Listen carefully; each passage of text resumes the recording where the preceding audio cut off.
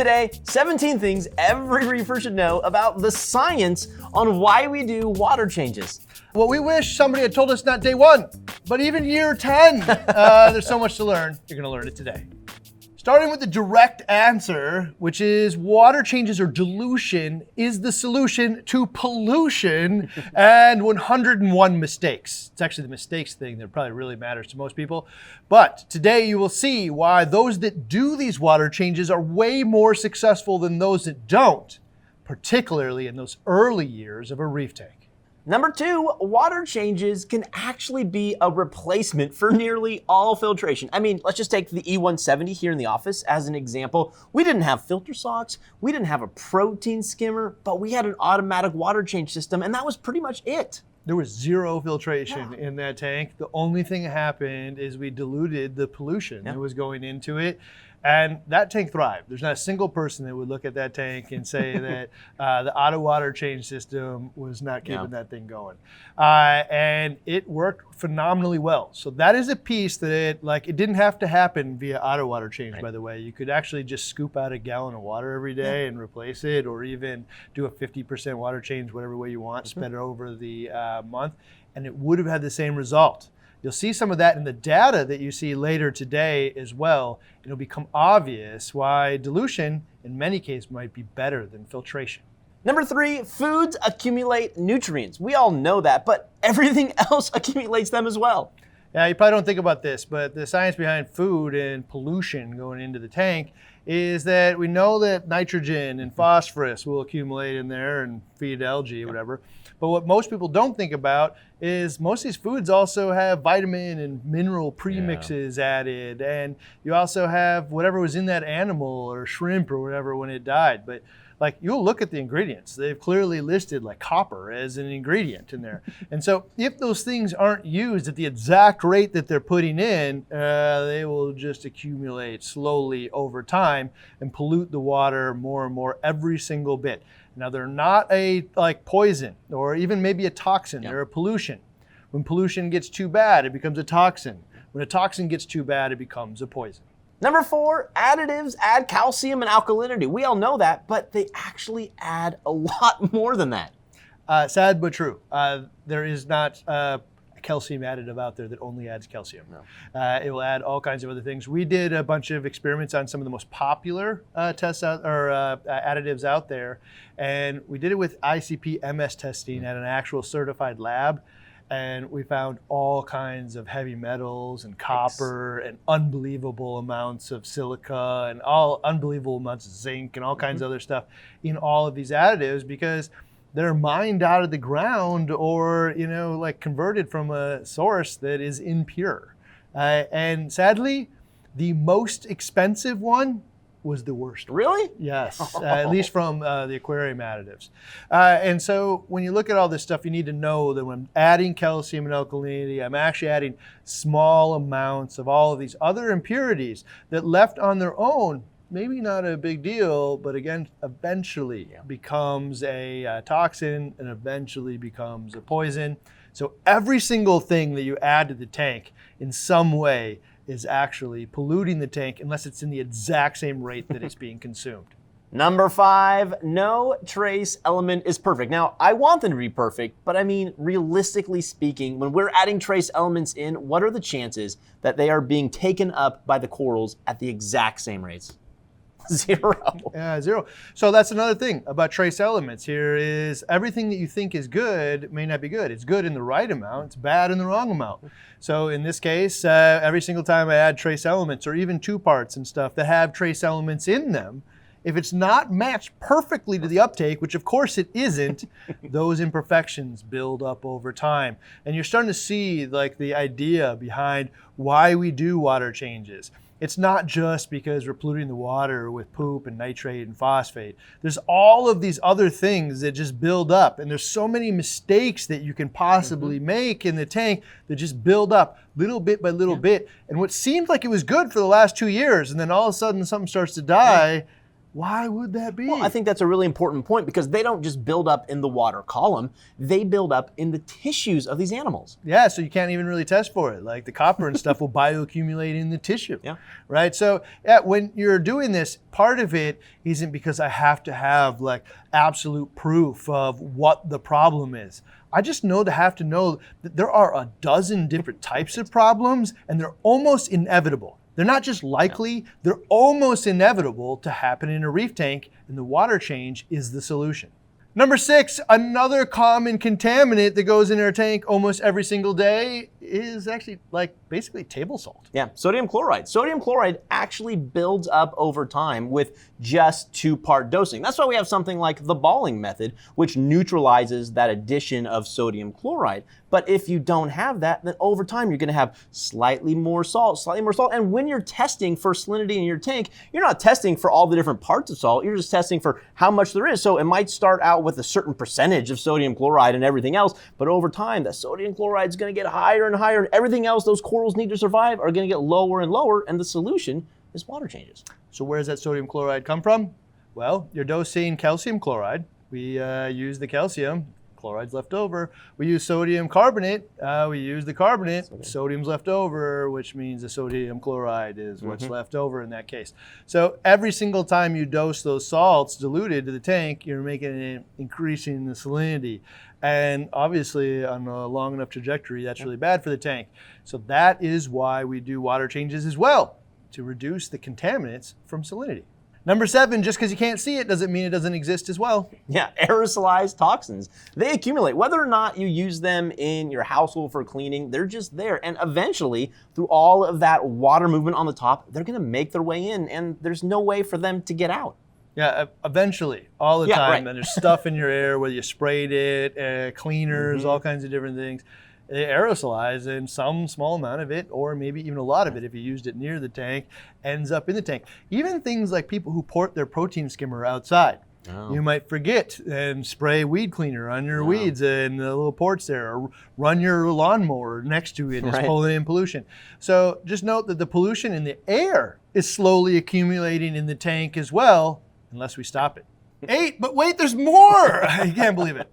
Okay, whatever you put on your hands is going to accumulate. I have made this huge mistake. Living in Palm Springs, California, I put on sunscreen almost every day, and that's one of the worst things you can put in your tank. So you need to be careful. And even if you have totally clean hands and you scrub them as much as you can, slowly but surely, the things that are on your hands are gonna make it into your water and build up.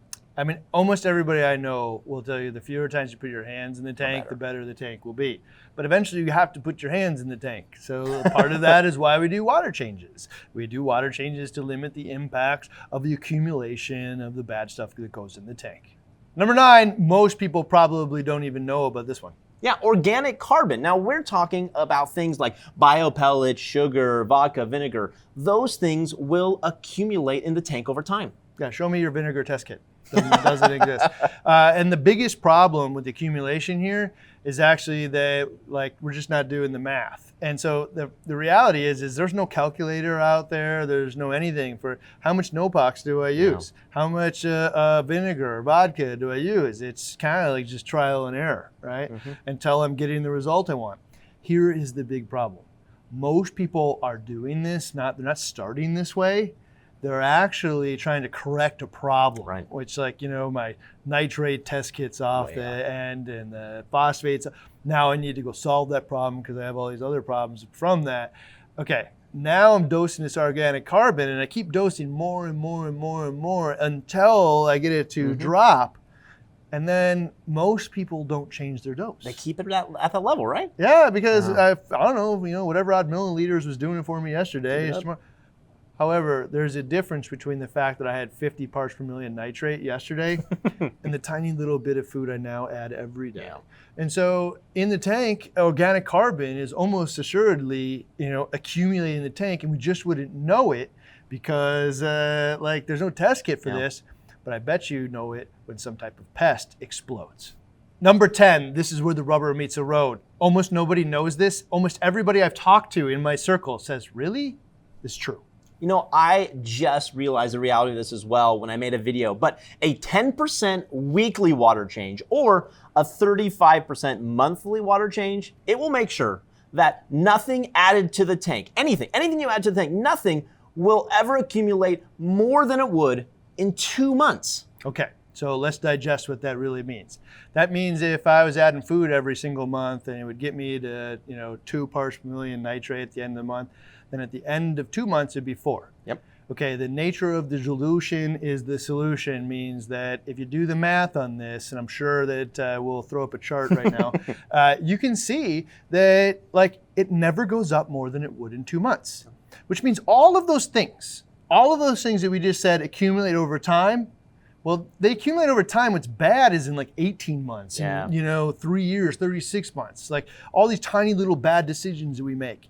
Now, the effect of those things will never go worse than they would in 2 months, and they'll never go that bad in 2 months. It's like a safety cap. It's amazing. This is the dozens of different things that you knew and didn't know, now eliminated from the whole matrix. You'll never have to worry about any of those things.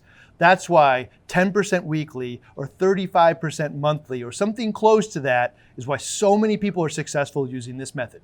Number 11, drawing actually on number 10, you can do a 1.5% daily water change, which can be a really small amount. It's the exact same as a 10% weekly water change or a 35% monthly water change. Whatever is actually easiest for you and your situation, they all work the same. And you can actually find a calculator on this, which will prove this out at Hamza's Reef. Yeah, Hamza's Reef, they just enter the side of your tank, the water change that you would like to make and how frequently you make it, and it'll give you exactly what the monthly accumulation will be, or whatever entry that you put in there for the time period. But the big point in there is also 1.5%. This is where the auto water changes come in. But it also comes in what if I just wanted to scoop out a small amount of water once a day? I could eliminate a lot of filtration with that really simple act. All right, number 12. This one's going to be controversial. I can't wait to hear what you guys have to say. But on something like a 40-gallon breeder or like a 40-gallon E170, you can actually skip all of the filtration, right? Get rid of the sump, get rid of the skimmer, get rid of all of the garbage, no hang-on stuff and all of that. And what I could do is just put a 7-gallon bucket underneath there for salt water and a 7-gallon bucket for empty water. And then once a day, scoop out 1 gallon of water with a pinch grip, open top container, dump it in there, put another one in. And a net effect would be a 50% water change monthly. A net effect of 50% monthly, or that 1 gallon in this case, is that it will never ever rise to more than you would add in a single month. That's incredible. Yeah, so whatever pollution that you would add from any of those sources that we talked about today, they'll never go more than they would be in a single month. That is just mind-blowing to me, the amount of problems. You can solve nearly all of these problems that people will experience in 18 months by just 1 gallon a day. Okay, yeah, that means think about all the money that goes into the plumbing, into the overflows, into all of the skimmer, the filter socks, and all the work that's in there to maintain all of that stuff could be replaced with a pinch grip and 2 7-gallon buckets. It's insane, right? I love it. Just that easy. But even then, let's just say I don't want to do it manually, but I really want to have the exact same benefit. Same thing, instead of buying a sump and all that other stuff, I could buy something like a dose or a couple of dosing pumps, put those on the 2 same 7-gallon buckets, and now the only thing I need to do is fill one of them up with fresh water once a week and dump out the other one once a week. Right? And now the pollution will never get more than it would in a single month doing 50% water changes. I think if more people knew this, it would change the way that they would approach filtration, and they might actually go quicker to dilution. Number 13, also very controversial. Okay, we're gonna say it though anyways. A water change is a partial solution to trace elements. Okay, scientifically, we can look at all the science.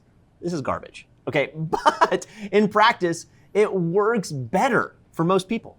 Yeah, I mean, scientifically, you know that when I dilute, the corals are consuming the levels of, whatever it might be, chromium, zinc, whatever the trace element is, that it's just going to get slower. And then when I dilute it with new fresh water, it will bring it back up, but it won't bring it all the way back up because like I didn't actually change out 100% of the water. I just 30%. So it's kind of seesaw down. Okay, which means that scientifically, like you said, garbage, that it is not a method of trace element replacement.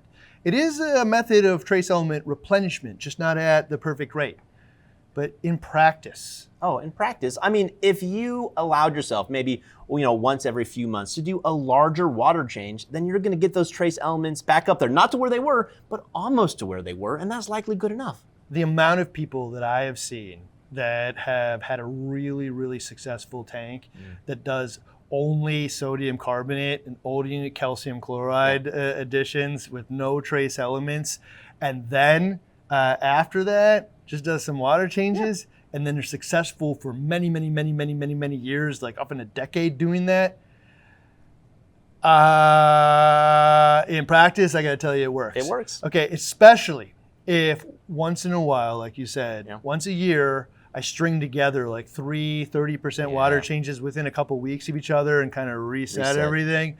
Well, then I stop the seesaw, correct it, so it's not a permanent, like a path to doom.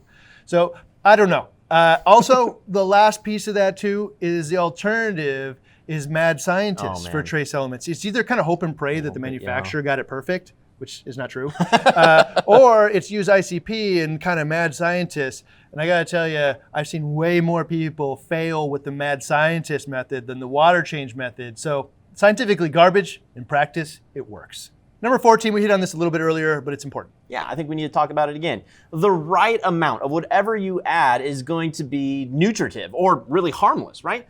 But a really high number is going to be a poison. Small daily additions are merely an irritant or a toxin, but they're on their way to accumulating to where they're actually poisonous. This is the hardest concept. So this is that where you hit that bit, I wish somebody had told me day one. It is the hardest concept for reefers to grasp because no matter what, if I've been doing something for 12 months, it can't be the reason that I'm having this problem today. And it almost assuredly is. And you just don't know which one it is. And the fact of the matter is, if you do your water changes in the dilution, you won't even have to think about it because you won't have the problem to begin with. Number 15, I got caught in this trap a few years ago, but I got out. It's really attractive. You think if I'm using ICP tests, I can know exactly what's in there, but that's actually kind of flawed. No, kind of really flawed because the ICP test doesn't test for a whole slew of toxins in our tank, and it doesn't account for bioaccumulation, especially in our coral.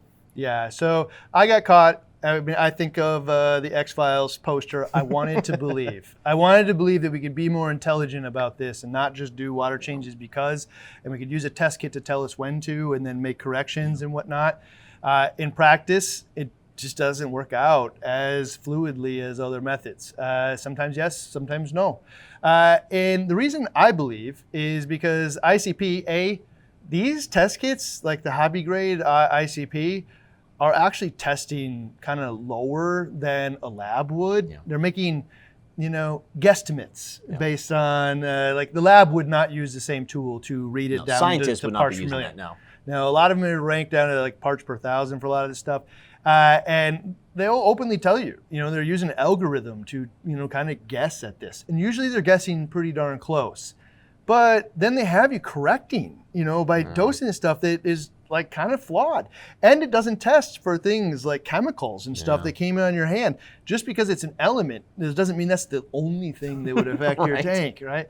So I just don't buy into ICP. The ICP is the best window that we've ever had to testing into things we could have never seen before, but I wouldn't use it to tell me whether or not I should do a water change. I'd use it to tell me when things are going wrong, maybe you could tell me why.